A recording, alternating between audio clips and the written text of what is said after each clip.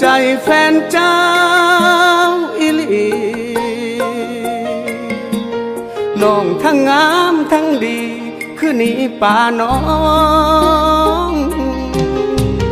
ปล่อยให้เจ้าเป็นสาวมือสองอายเห็นน้ำตาน้องต้องมาเสียดายมีของดีบ่ฮู้รักษาเจ้าคือทิมคือป่าบ่รักษาไว้อายมาเห็นจึงเป็นคนผัวใจถึงแม่น้องผ่านสายแต่อายบ่แค่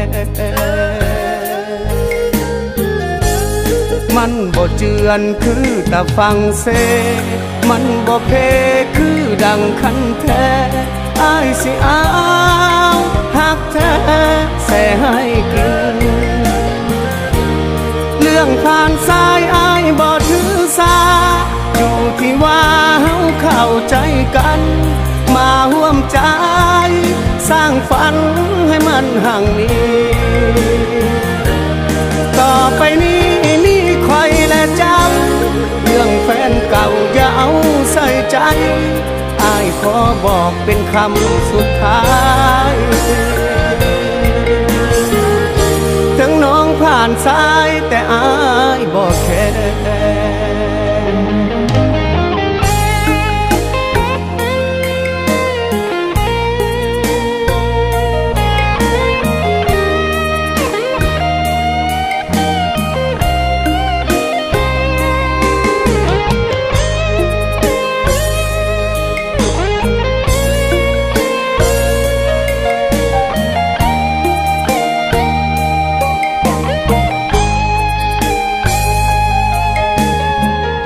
ของดีบ่ฮู้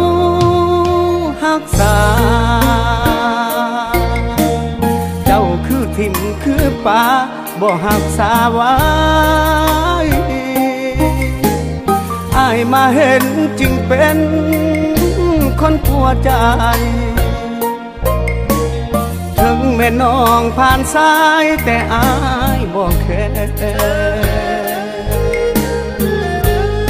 มันบ่เจือนคือตะฟังเซมันบ่เพคือดังคันแท้อายสิเอาหักแท้แส่ให้กินเรื่องผ่านสายอายบ่ถือสา